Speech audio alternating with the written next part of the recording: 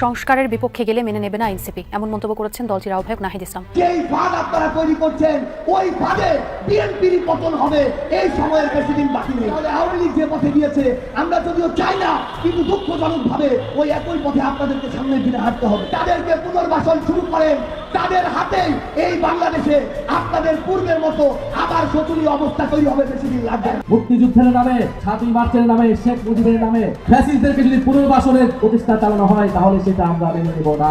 জেনজিরা কিন্তু ঘুমায় নাই। অপরাধীদেরকে যদি আবার সংসদ সদস্য হিসেবে নিয়ে আসে কোনো দল, তাহলে সেটা হবে পতনের কারণ, মৃত্যুর কারণ সেই দলের।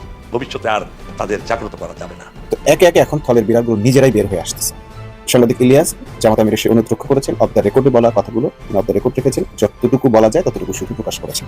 যেটা গোপন রেখেছিলেন সেই গোপনীয়তার একটি ইতিমধ্যে রেজওয়ানা হাসান প্রকাশ করে দিয়েছেন, আর বাকি একটা সত্য এখনো গোপন আছে, সেটিও প্রকাশ হয়ে যাবে বলে আমাদের ধারণা।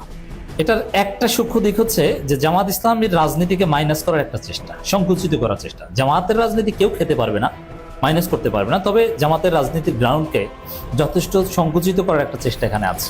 আসসালামু আলাইকুম, জানিয়ে দেবো এইমাত্র পাওয়া হাতে থাকা সর্বশেষ গুরুত্বপূর্ণ সংবাদ। এত সময় শুনলেন সংবাদ শিরোনাম, এবার থাকছে বিস্তারিত। শুরুর অংশ শুনেই কিন্তু বুঝতে পেরেছেন যে আজকের নিউজটা কতটা গুরুত্বপূর্ণ, তাই আমরা বেশি দেরি করতে চাচ্ছি না। দর্শক চলুন আমরা লাইক দিয়ে একের পর এক ধারাবাহিকভাবে আজকের সকল আলোচিত খবরগুলো দেখে আসি। প্রধানমন্ত্রী তারেক রহমান এতিম ও আলেম ওলামাদের সম্মানে একটা ইফতার মাহফিল আয়োজন করেছেন। এই ইফতার মাহফিলের কিছু পিকচার সামাজিক যোগাযোগ মাধ্যমে তোলপাড় সৃষ্টি করছে, ভাইরাল হচ্ছে, ব্যাপক আলোচনা হচ্ছে। It's very significant. বিশেষ করে বাইতুল মুকাররমের খতিব, তাকে নিতে পেরেছে তারেক রহমান, তার নসিহত শুনেছে এবং তিনিও তারেক রহমানের পাশে বসে চমৎকারভাবে নসিহত করেছেন। শেখ আহমদুল্লাহ, শেখ আব্দুর রাজ্জাক বিন ইউসুফ, অনেকেই। তো এটা তাদের অনুসারীরা ব্যাপকভাবে প্রচার করছে। হ্যাঁ, এটার তাৎপর্য কি এবং এটা কেন করেছে এবং এটার ইম্প্যাক্ট কি? এটার একটা সূক্ষ্ম দিক হচ্ছে যে জামাত ইসলামের রাজনীতিকে মাইনাস করার একটা চেষ্টা, সংকুচিত করার চেষ্টা। জামাতের রাজনীতি কেউ খেতে পারবে না, মাইনাস করতে পারবে না, তবে জামাতের রাজনীতির গ্রাউন্ডকে যথেষ্ট সংকুচিত করার একটা চেষ্টা এখানে আছে। দেখেন, এই ইফতার মাহফিলের নানান ভালো দিক আছে, অ্যাপ্রিশিয়েট করার দিক আছে। যেমন হাসিনার আমল, এটি একটু তুলনা করি। হাসিনার আমলে আলেম ওলামাদের দাম ছিল না, বিশেষ করে দালাল আলেমরা ছাড়া কেউ হাসিনার দরবারে ঢুকতে পারতো না। প্রকৃতপক্ষে যে আলেমদের গার্ডস আছে তাদেরকে হাসিনা কখনো অ্যাক্সেস দিত না। হাসিনার পালিত আলেমদের মাধ্যমে কওমি জননী অমুক উপাধি দিত এবং হেফাজতের আলেম ওলামাদেরকে ব্যবহার করতে হাসিনা। কিন্তু যাদের ব্যক্তিত্ব আছে তাদেরকে হাসিনা নির্যাতন করতো। কাজী ইব্রাহিম বা এই টাইপের আলেমদেরকে কিন্তু হাসিনা নির্যাতন করেছে, আপনারা দেখেছেন। আরো বড় বড় আলেম ওলামা, জুনায়েদ বাবুনগরী, আরো যেরকম আছে মহিবুল্লাহ বাবুনগরী, আল্লামা জুনায়েদ বাবুনগরী, তাদের উপর হাসিনা প্রচন্ড আক্রোশ ছিল। হাসিনা আলেম ওলামাদের সম্মান করতো না। হাসিনা ছিল একজন ভয়ানক এক মহিলা, উপরে উপরে প্রচার করতো তাহাজ্জুদ পড়ে, কিন্তু আসলে ওই সময় মদ খেত। That was Hasina. এই জায়গায় তারেক রহমান অসাধারণ। তারেক রহমান আলেম ওলামাদের এবং এই ইয়াতীমদের সম্মানে যে ইফতার, সেই ইফতারে ব্যক্তিত্ব সম্পন্ন নন পলিটিক্যাল আলেম, যারা কোনো রাজনৈতিক দলের তোয়াজ করে না, যারা কাউকে গুণে কথা বলে না, তাদেরকে দাওয়াত দেওয়ার মতো সৎ সাহস দেখাতে পেরেছেন তারেক রহমান। এটা ডেফিনেটলি আমরা অ্যাপ্রিশিয়েট করবো। এটা আলাদা, তারেক রহমানের পক্ষে এটা সম্ভব হয়েছে। কিন্তু সুশাসন, রাষ্ট্রের উপর নিয়ন্ত্রণ কিংবা সবকিছু ঠিকঠাকভাবে চালানো, এগুলোতে তারেক রহমান চেয়ে হাসিনা ক্যাপাসিটি বেশি ছিল বলে এখন পর্যন্ত মনে হচ্ছে। যাই হোক, এখন পর্যন্ত পুরোপুরি মূল্যায়নের সময় আসেনি।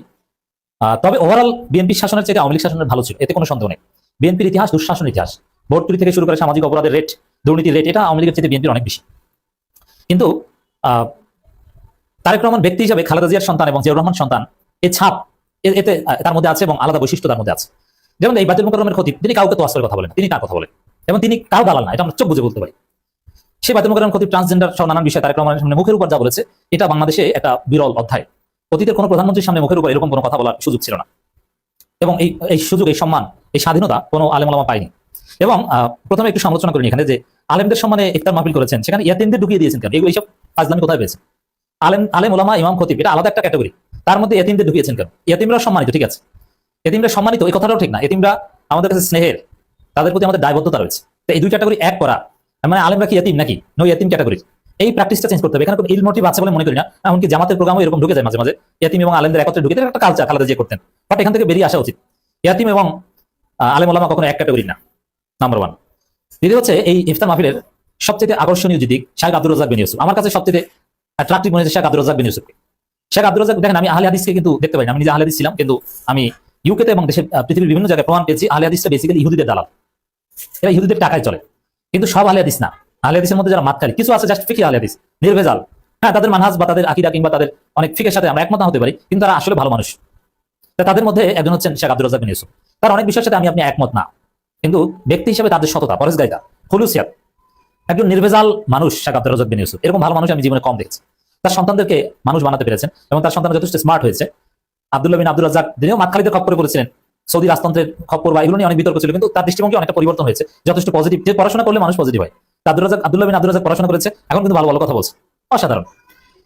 তো শেখ আব্দুর রাজ্জাক বিন ইউসুফ যুগ যুগ ধরে আহলে হাদিসের পক্ষে দাওয়াতি কাজ করছেন, কিন্তু তার মধ্যে কোনো বিচ্যুতি আমরা দেখিনি। ব্যক্তি জীবনে শেখ আব্দুর রাজ্জাক বিন ইউসুফকে নিয়ে কোনো সমালোচনা নেই, এবং তিনি যেটাকে সঠিক মনে করেন তার উপর তিনি ইস্তেকামত কোনোদিন আপোষ করেন না। বাংলাদেশে আপোষহীন বলতে যদি কেউ থেকে থাকে তাহলে দেখবেন শেখ আব্দুর রাজ্জাক বিন ইউসুফ। আমি তার মতো আপোষহীন কাউকে দেখিনি।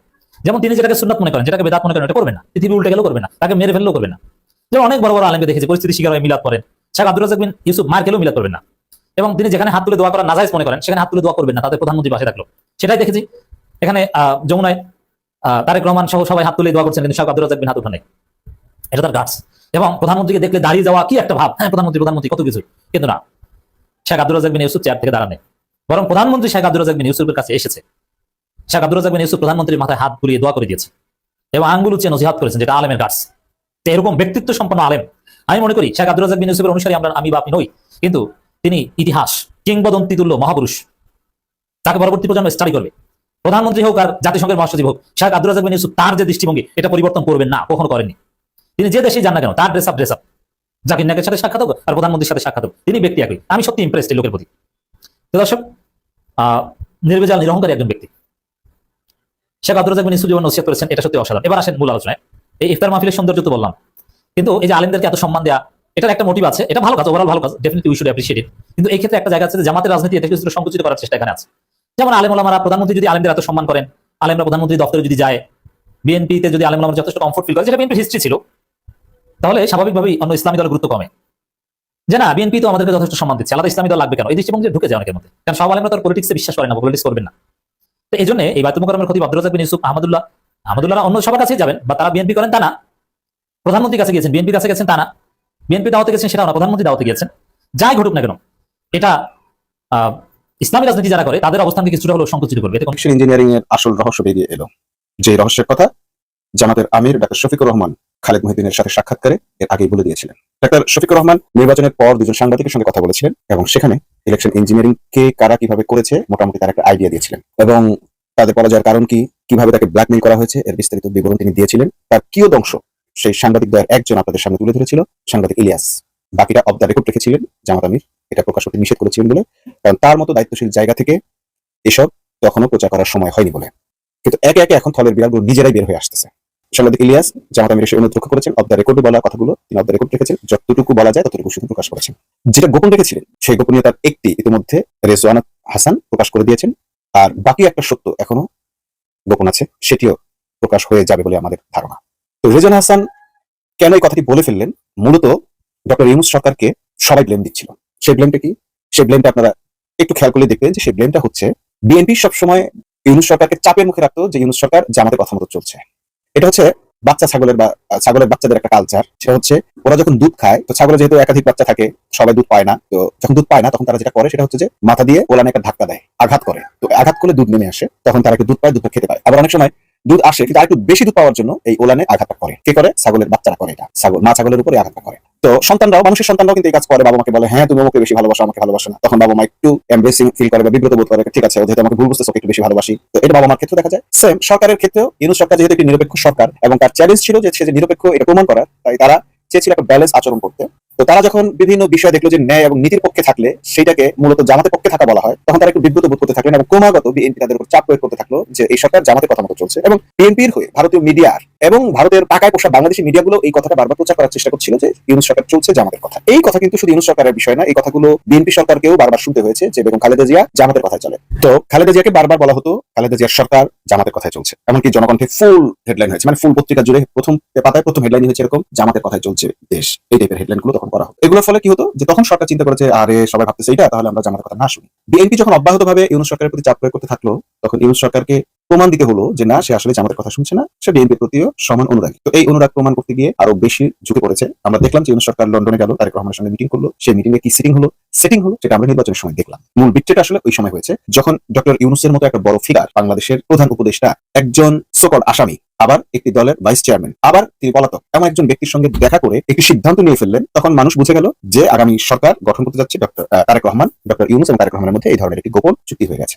এবং স্বাভাবিকভাবেই মানুষের একটা ঝোঁক থাকে যে সরকার যে গঠন করবে তার পক্ষেই কথা বলা। বাংলাদেশের প্রশাসন ঠিক সেইভাবে সেটা তৈরি হলো এবং প্রশাসনকে সেইভাবে সেটা তৈরি করার জন্য প্রতিবেশী রাষ্ট্র থেকে ঠিক সেভাবে ফর্মুলা এলো এবং এই বাংলাদেশে ফ্যাসিবাদী সরকারের আমলে ভারতীয় তাবেদার যে প্রশাসন ছিল সেই প্রশাসন তখন আবার মাথাচাড়া দিয়ে উঠলো। ইউনূস সরকারকে ভয় করার বদলে তাদের সকল আনুগত্য চলে গেল লন্ডনের দিকে। আমরা দেখলাম যে এই লন্ডন সফরের পর বাংলাদেশের রাজনৈতিক পরিবেশ ক্রমাগত খারাপের দিকে যাচ্ছে এবং একটি পক্ষের দিকে চলে যাচ্ছে। চাঁদাবাজ যতটুকু নিয়ন্ত্রণ ছিল তার কোনোটাই আর নিয়ন্ত্রণে রাখা গেল না। অর্থাৎ ডক্টর ইউনূস যখন তারেকের সঙ্গে দেখা করলেন, এটাই ছিল আসলে নির্বাচনে যাই হোক না কেন বা খেলায় যাই কিছু হোক না কেন কাপটা কে পাবে এটা মোটামুটি ক্লিয়ার হয়ে গেছে। তো এই যে রেজওয়ানাকে বা এই উপদেষ্টা কমিটিকে ওই যে সেই অপশক্তি, যে অপশক্তি এখন বিএনপির উপর ভর করেছে, ভারতীয় অপশক্তি এবং আমেরিকান অপশক্তি, ভারত এবং আমেরিকার দুজনের একটা যৌথ অপশক্তি আছে। সেই অপশক্তি হচ্ছে ইসলাম বিরোধী অপশক্তি। এরা সবসময় ইসলামের বিরুদ্ধে সরকারগুলোকে উস্কানি দেয়, বিভিন্ন গোষ্ঠীকে উস্কানি দেয়। যেমন কোন ডিসি যদি ভালো কাজ করে, কোন পুলিশ অফিসার যদি ভালো কাজ করে, তাকে জামাত ট্যাগ দেওয়া হয়, অর্থাৎ সে যেন আর ওই ভালো কাজটা না করে। সে তো জামাত করে না, কি করবে? বাধ্য হয়ে সে যেটা করে সেটা বন্ধ করে। যেমন আমি যেহেতু এই কাজটা করি, নামাজ পড়ি, তাহলে আমাকে এই জন্য জামাত ট্যাগ দেয়। আমি যেহেতু ন্যায়ের কথা বলি, তাহলে আমাকে জামাত ট্যাগ দেয়। সো আমি আর ন্যায়ের পক্ষে থাকলাম না, আমি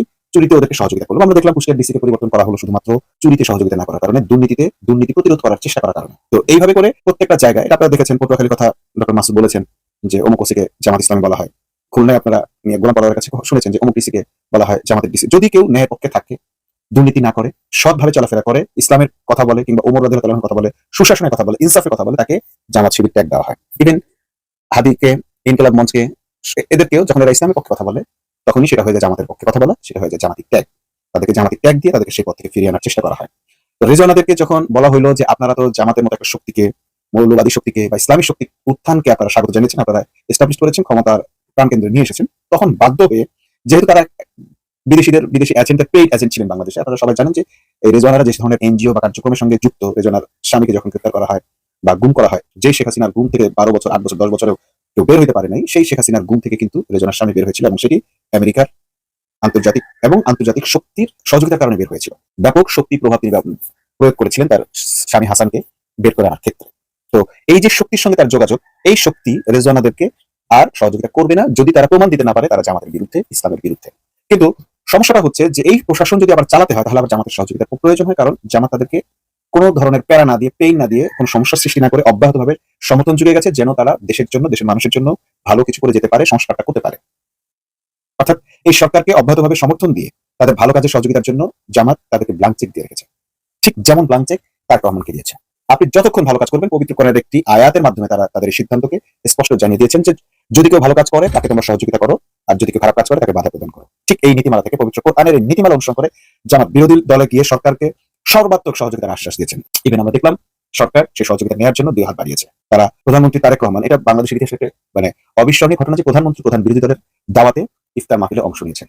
কিন্তু এই অংশ নেওয়ার পরে কোনো এক বাড়িতে আবার আগুন চলেছে। আপনারা নিশ্চয়ই বুঝতে পারছেন, প্রতিবেশী রাষ্ট্রে আগুন চলে যায় যদি বাংলাদেশে ইসলামপন্থীদের সঙ্গে উঠা বসা করে। বিএনপিতে চাপাকানা চলছে এবং বিএনপি যারা ত্যাগী নেতাকর্মী রয়েছেন তাদের সবার মধ্যে প্রচণ্ড হতাশা।